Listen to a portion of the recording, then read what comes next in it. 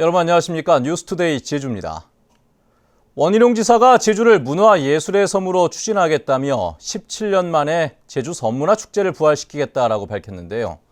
당시에 막대한 예산을 쏟아붓고도 실패했던 축제를 재추진하겠다는 것인데 이번에는 어떻게 추진할지 또 도민들은 어떤 반응일지 궁금합니다. 김현선 기자의 보도입니다. 지난 1998년 처음 개최된 제주 세계 섬문화축제. 해외 28개 섬 지역이 한 달 가까이 다양한 민속 공연을 펼치는 대형 축제였지만 3년 뒤 2회를 끝으로 폐지됐습니다. 200억 원의 막대한 예산이 투입됐지만 관광객 유치와 흥행에 실패했기 때문입니다. 원희룡 지사는 제주를 문화예술의 섬으로 브랜드화하기 위해 섬문화축제를 부활시키겠다는 계획을 밝혔습니다. 부활해서 새롭게 재추진하자는 여론이 형성되고 있습니다.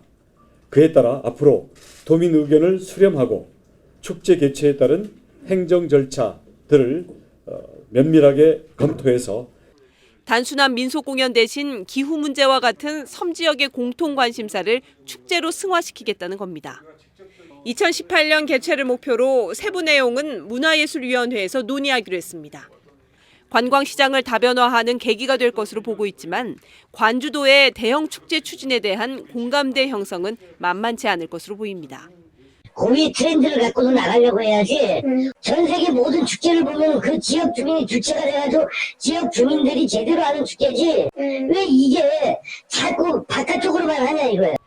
원희룡 지사는 문화예술 전문 인력을 양성할 교육기관을 유치하고 콘텐츠진흥원을 설립하며 제주어 병행 표기를 의무화하는 등 문화예술의 섬 실현과 제주문화 정체성 확립에 정책의 무게를 두겠다고 밝혔습니다.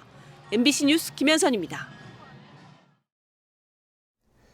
여름 더위가 한풀 꺾인다는 처서가 바로 오늘인데요. 밤낮 없는 무더위와 가뭄에 사람들은 지치고 농작물은 타들어가고 있습니다. 특히 한 달 넘게 이어지고 있는 제주시의 열대야는 역대 두 번째 기록이라고도 하죠. 다행히 이번 주말을 기점으로 무더위가 한풀 꺾인다고 하는데 이번엔 꼭 믿어보고 싶습니다. 이소연 기자입니다. 강렬한 여름 땡볕에 도로에서는 열기가 피어오르고 밤낮 없는 무더위에 거리를 오가는 시민들은 지친 기색이 역력합니다. 너무 더워서 돌아다니고 싶지 않고 정말 숨 막혀요. 그리고 이런 날씨 제가 제주도 이사 온 지 되게 오래됐는데 이렇게 더운 날씨는 처음이에요. 올여름 낮 기온이 33도를 넘는 폭염 발생 일수는 제주시가 14일로 가장 많고 성산이 10일, 고산이 4일입니다. 제주시의 폭염 연속 발생 일수는 역대 4위에 해당합니다. 또 지난달 18일 이후 35일째 열대야가 나타나 2013년 44일에 이어 두 번째를 기록했습니다. 올해는 수온이 평년보다 2, 3도가량 높은 데다 강수량도 적고 제주에 영향을 주는 태풍도 없어서 밤낮 없이 무더위가 맹위를 떨치고 있습니다. 평년보다 강력하게 발달한 북태평양 고기압이 우리나라에 장기간 머물면서 낮 동안에는 강한 일사에 의해서 더운 열이 축적되고 이게 계속 반복되다 보니까 일본 남쪽 해상에서 이동하고 있는 제10호 태풍 라이언룩의 진로는 유동적이며 무더위는 이번 주말을 기점으로 한풀 꺾일 것으로 기상청은 내다보고 있습니다. MBC 뉴스 이소연입니다. 하수 유입량이 늘면서 하수 처리에 어려움을 겪고 있습니다. 제주도 상하수도 본부에 따르면 제주 하수 처리장은 현재 제주시 발생 하수량의 91%를 처리하고 있지만 시설이 낡고 유입 하수량이 늘면서 제대로 정화되지 않은 일부가 바다로 유입돼 주민들의 불만을 사고 있습니다. 이에 따라 현재 13만 톤인 처리 규모를 2020년까지 17만 톤으로 증설하고 악취 민원에 대해서는 저감 시설을 개량해 해결하기로 했습니다. 중국인 관광객과 거주자가 늘면서 관련 범죄도 잇따르고 있다는 소식을 여러 차례 보도해드렸었죠. 이번에는 중국에서 담배를 밀수해 팔아온 중국인 일당이 붙잡혔습니다. 김찬영 기자의 보도입니다. 차에서 쇼핑백을 꺼내는 중국인을 경찰이 체포합니다. 차량 트렁크와 뒷좌석에서 중국산 담배 수십 보루가 발견됩니다. 다른 중국인의 집에는 상자에 담긴 담배가 여기저기 쌓여 있습니다. 나와가지고 저 소파에 잠깐 앉아있어. 다른 데 있는데 빨리 얘기해. 우리가 찾기 전에. 모두 중국 현지에서 몰래 들여온 중국산 담배들입니다. 이들이 메신저로 가이드에게 담배를 주문하면 관광객들이 나눠서 한 보루씩 운반하는 방식으로 세관의 단속을 피했습니다. 이런 방식으로 3개월 동안 밀수입한 담배만 4,500보루, 시가 1억 1천만 원어치나 됩니다. 이들은 16,000원짜리 담배 한 보루를 제주에 거주하는 중국인들에게 25,000원에 되팔아 남긴 돈을 가이드들과 나눠 가졌습니다. 중국에서 밀수해온 이 담배들은 국내에서 파는 담배보다 독하고 제주에서는 구할 수 없는 담배들입니다.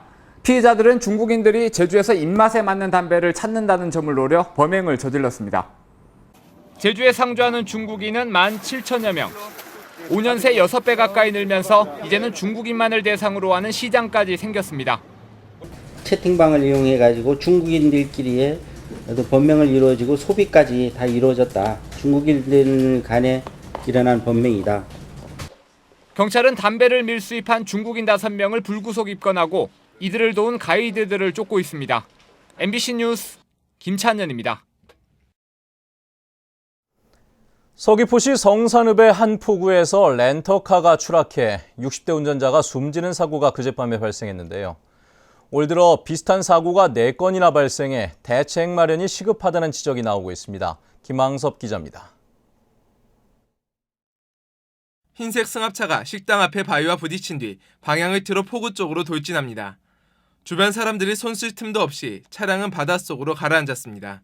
꽝 소리 나가지고 집에 당겨 날아보니까 차가 벌써 이미 저 어디까지 갔더라고. 보니까 차 속에서는 이제 사람 살려달라고 막 불창 때리더라고. 살려달라고. 63살 전모 씨가 운전하던 승합차가 포구에 추락한 건 어젯밤 9시 50분쯤. 전 씨는 20분 만에 구조돼 제주 시내 병원으로 옮겨졌지만 숨졌습니다. 사고 당시 충격으로 차량 운전석 부분이 형체를 알아볼 수 없을 정도로 심하게 찌그러졌습니다. 해경 조사 결과 전 씨는 지난 15일부터 서귀포 시내의 한 숙소에서 혼자 머물며 관광을 했던 것으로 밝혀졌습니다. 전사자 행적에 대해서 지금 파악 중에 있고요. 부검을 통해서 음주운전 여부 및 다른 기타 어떤 다른 사항들이 있었는지에 대해서는 수사를 진행할 예정입니다. 포구에서 발생한 차량 추락 사고는 지난 2014년 3건에서 지난해 9건으로 늘었고 올 들어서는 벌써 4건이 발생해 4명이 목숨을 잃었습니다. 포구에는 아예 방지턱이 없거나 높이가 낮아 재구시를 못하고 있습니다. 이 때문에 지리에 낯선 관광객들의 사고가 이어지고 있어 대책 마련이 시급하다는 지적입니다. MBC 뉴스 김항섭입니다.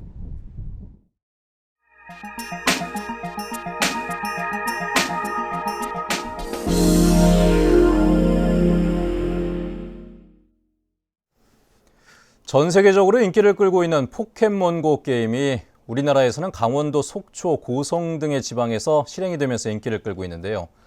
이것이 관광 경기에는 효자가 되고는 있지만 군 당국에서는 전방 지역 안전관리 때문에 긴장하고 있다고 합니다. 강릉에서 박은지 기자가 전해드립니다. 북한 땅이 멀리 바라보이는 통일 전망대, 사진을 남기는 것이 전부였던 곳이 증강현실 게임 포켓몬고 장이 됐습니다. 북한 땅이 보인다 해서 신기해서 와서 봤는데 진짜 보이니 신기했고요. 그리고 이 게임을 처음 해보는데 재밌는 것 같아요.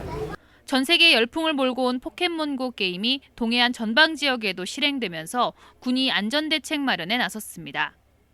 올라가셔서 사진 촬영하실 때 군인하고 군사시설은 제외하고 찍어주시기 바랍니다.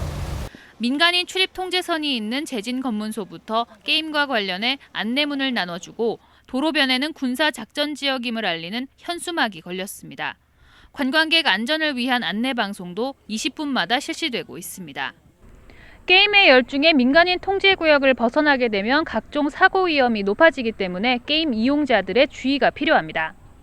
많은 관광객분들이 포켓몬 게임을 즐기고 계시는데 관광객들의 안전과 원활한 작전 수행을 위해 지정된 장소에서만 게임을 즐겨주시기 바랍니다. 괴물이 나타나며 실제 카메라로 비추는 게임 특성상 보안 문제도 있습니다.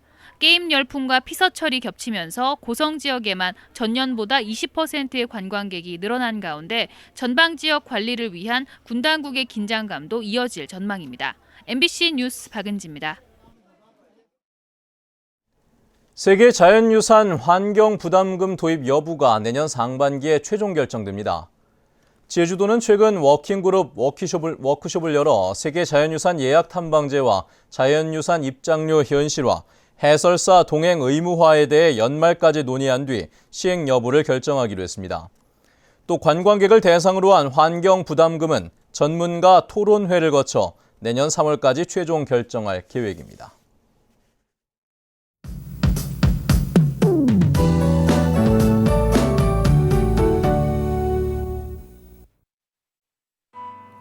네, 오늘은 가을의 두 번째 절기인 처서입니다. 이 처서에는 아침, 저녁으로 선선한 바람이 분다고 하는데요. 하지만 이 말이 무색하게도 오늘도 전 지역이 뜨겁게 달아오르겠습니다.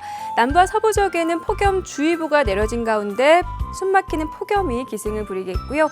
산간에는 대기 불안정으로 인해 낮 한때 갑작스러운 소나기가 지나는 곳이 있겠습니다. 내일도 오늘과 비슷한 기온을 보이면서 밤에는 열대야, 낮에는 무더위가 이어질 것으로 예상됩니다. 다음 자세한 지역별 날씨입니다. 네, 북부 지역은 36일째 잠 못 이루는 열대야가 이어지고 있는데요. 출근길 기온 27도까지 올라 있고요. 낮 기온은 31도 안팎으로 어제와 비슷하겠습니다. 서부 지역은 낮 기온이 32도를 웃도는 폭염주의보가 계속되겠고요. 남부 지역은 평년보다 3도가량 높은 기온을 보이면서 더위가 심한 한낮에는 오랜 야외 활동을 자제하는 편이 좋겠습니다. 동부 지역 가끔 구름 많은 가운데 기온은 26도로 출발하고 있습니다. 네, 오늘 산간에는 대기 불안정으로 인해 최고 30mm가량의 소나기 소식이 있다는 점 참고하셔야겠고요. 섬 지역 대체로 맑은 가운데 뜨거운 햇볕이 내리쬐면서 낮에는 지금보다 기온이 5도가량 더 오르겠습니다. 네, 해상에는 바람이 점차 강하게 불면서 물결도 높게 일겠고요. 현재 광주공항에는 옅은 안개가 낀 가운데 그 밖의 공항 간간히 구름만 지나고 있습니다. 네, 더위는 이번 주 후반으로 갈수록 조금씩 누그러질 것으로 전망됩니다. 날씨였습니다. 제주 농협은 폭염과 가뭄 현상이 장기화됨에 따라 가뭄 극복 비상체제에 들어갔습니다. 농협에 따르면 가뭄이 장기화되면서 구좌 지역 당근의 경우 파종 면적은 1210헥타르지만 발화된 면적은 180헥타르로 14%에 그치고 있습니다. 또 일부 콩밭에서는 폭염으로 잎이 시들고 생육이 부진해 생산량 감소가 우려되고 있습니다. 이에 따라 농협은 가뭄이 완전히 해갈될 때까지 비상상황실을 운영하고 양수기와 물백, 급수 지원 차량을 지원합니다. 제주시정의 최대 현안인 쓰레기 문제 해결을 위한 범시민 100인 모임이 발대식을 갖고 본격적인 활동에 들어갔습니다.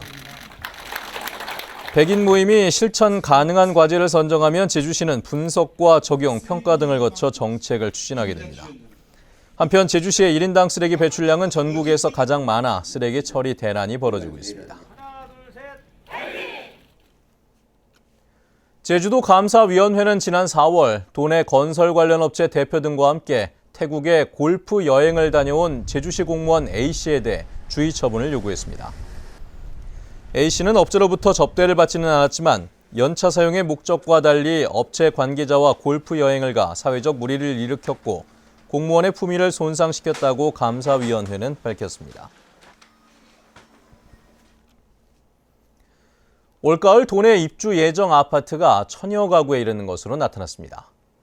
국토교통부에 따르면 다음 달 제주시 애월읍 하귀리에 애월 기룡 아파트 42세대가 입주하고 10월에는 서귀포시 중문동 오션힐 아파트 293세대가 입주할 예정입니다. 또 오는 11월에는 서귀포시 강정동 중흥 S클래스 아파트 525세대가 입주를 시작하는 등 모두 1037가구가 입주할 예정입니다. 올여름에는 태풍이 오지 않아 제주산 갈치 어획량이 크게 늘었습니다.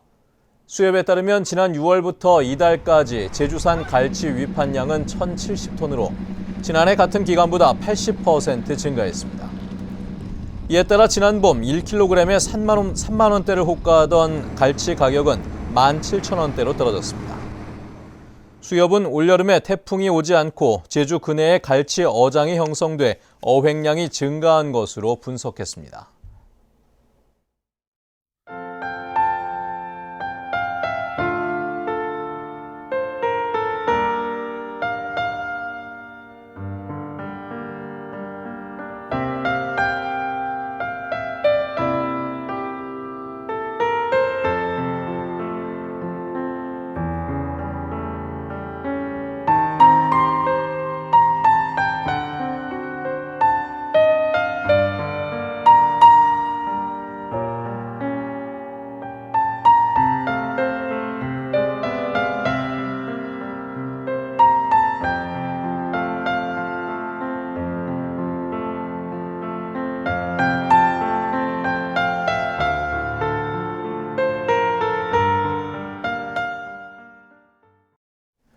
네, 뉴스투데이 제주를 마칩니다. 여러분 고맙습니다.